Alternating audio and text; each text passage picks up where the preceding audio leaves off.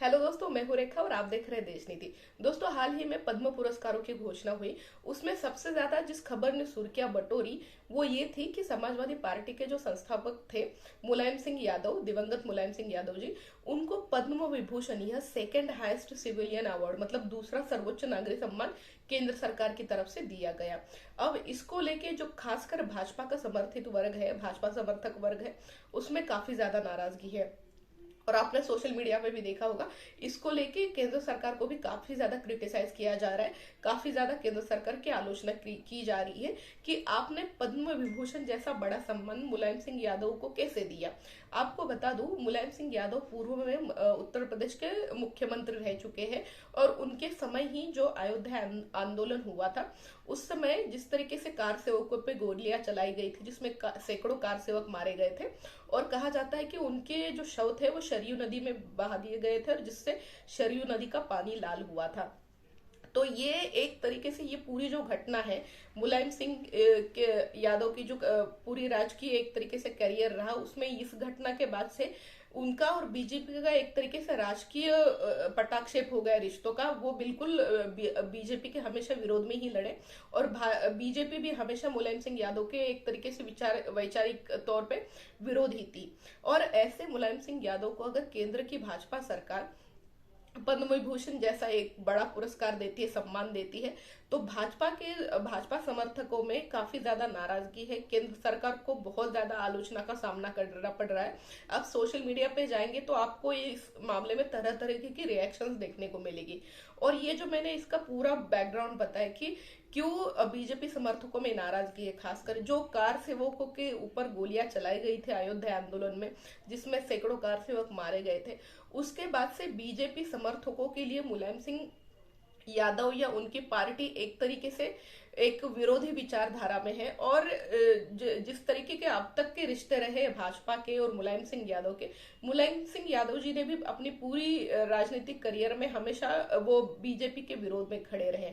अब ऐसे एक नेता को इतना बड़ा सर्वोच्च सम्मान देना, ये भाजपा समर्थकों को अच्छा नहीं लगा है, नाराजगी के सुर उमट रहे हैं। और अब इसके बारे में हमें ये सोचना होगा दोस्तों कि ये एक्चुअली दिया क्यों गया है। अब इसमें बहुत सारी थेरीज चल रही है, बहुत सारे इसके पीछे के कारण गिनाए जा रहे हैं, जो पर्सनली मुझे लगता है और जो सामने दिख भी रहा है, बहुत सीधा सा कारण है इसके पीछे का, कि मुलायम सिंह यादव जी को पद्म विभूषण केंद्र सरकार ने दिया कैसे। तो इसके पीछे दोस्तों सीधी बात है, अगले लोकसभा चुनाव में 2024 के जो लोकसभा चुनाव होने वाले हैं, मुश्किल से सवा डेढ़ साल का वक्त बचा है। और आप जैसा कि जानते हैं, उत्तर प्रदेश से लोकसभा की 80 सीटें आती है। एक इतना बड़ा सूबा, इतना बड़ा राज्य, और जहां से आपको इतने सांसद मिल सकते हैं, एक सांसदों की एक अच्छी खासी संख्या मिल सकती है कि एक सरकार बनाने में हमेशा आपको उत्तर प्रदेश मदद करता है। किसी भी राजनीतिक पार्टी की मैं बात कर रही हूँ। और ये एक तरीके से कहा भी जाता है, उत्तर प्रदेश के बारे में मशहूर है कि दिल्ली का रास्ता उत्तर प्रदेश से होके जाता है। मतलब उत्तर प्रदेश में जिसको जितनी ज्यादा सीटें मिलेंगी, सांसद मिलेंगे, उसका उतना जो राष्ट्र का या एक तरीके से राष्ट्र की राजनीति में उसका मार्ग उतना ज्यादा सुकर हो जाएगा। तो ये इस तरीके की बातें हैं। और आपने अगर पिछले 2 लोकसभा चुनाव में देखा होगा तो बीजेपी ने उत्तर प्रदेश में हमेशा अपना एक दोनों लोकसभा चुनाव में अच्छा प्रदर्शन किया है। 2014 में तो बहुत ही अच्छा प्रदर्शन था, 80 में से तकरीबन उसको 71 सीटें मिली थी, और 2019 में तकरीबन 64 सीटें मिली थी। तो एक सर्वोत्तम प्रदर्शन बीजेपी का वहां पे रहा है।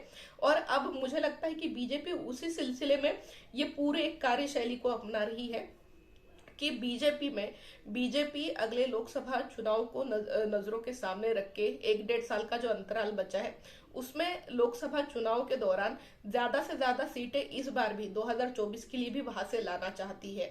अभी जिस तरीके का वहां एक आपने सी वोटर का सर्वे देखा होगा, उसमें भी दिखाया गया है कि उत्तर प्रदेश में भाजपा फिर से एक अच्छी दमदार काम ये एक तरीके से करने वाली है, और वहां से उसको काफी ज्यादा अच्छी सीटें मिल सकती है।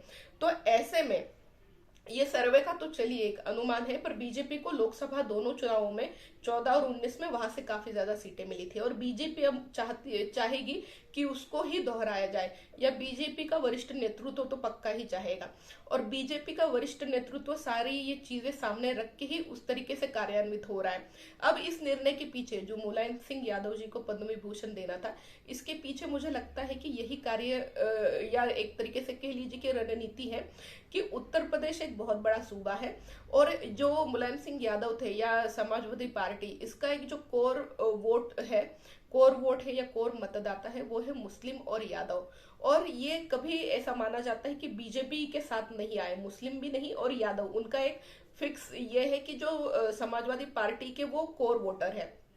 तो ऐसे में उन दोनों वोटरों को, मुसलमान और ये जो यादव है, उनको एक अच्छा संदेश देने की मुझे लगता है इसमें से एक रणनीति होगी कि आपका जो सर्वोच्च नेता है, आप जिसको वोट करते हैं, आपके सर्वोच्च नेता को हमारी सरकार ने एक पुरस्कार से नवाजा, हमने उनकी कदर की। ये ऐसा मैसेज पहुंचाने की शायद बीजेपी की या वरिष्ठ नेतृत्व की रणनीति होगी।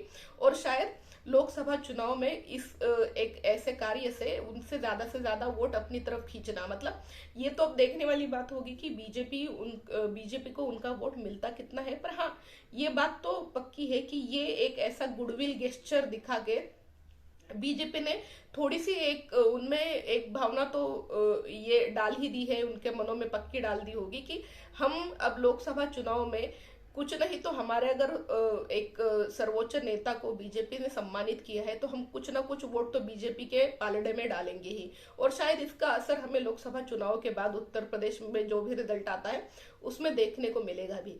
तो एक लोकसभा चुनाव को या आगे की रणनीति को सामने रखते हुए मुझे लगता है बीजेपी ने या वरिष्ठ नेतृत्व ने, केंद्र की, ये निर्णय ले लिया कि मुलायम सिंह यादव जी को पद्म विभूषण देना है। और जबकि बीजेपी समर्थकों में इसको लेके काफी ज्यादा नाराजगी है, पर जैसा मैंने पहले ही कहा कि राजनीति में कोई भी ऐसे सीधी चाल नहीं चली जाती है। राजनीति बहुत लंबे समय के लिए करनी हो तो बहुत आगे की सोच के आपको एक एक कदम आज उठाना पड़ता है। तो दोस्तों, ये इस तरीके की बात है। मुझे लगता है 2024 के लिए और उत्तर प्रदेश के लिए खासकर बीजेपी ने अपनी एक चाल चल दी है। अब देखना ये है कि यादवों का और मुस्लिमों का कितना वोट शिफ्ट होता है लोकसभा चुनाव में बीजेपी के साइड पे। तो दोस्तों, आपको ये मेरा विश्लेषण कैसा लगा मुझे जरूर बताइए, और मेरे इस चैनल को ज्यादा से ज्यादा सब्सक्राइब करिए, मेरे वीडियो को ज्यादा से ज्यादा शेयर करिए। Thank you so much.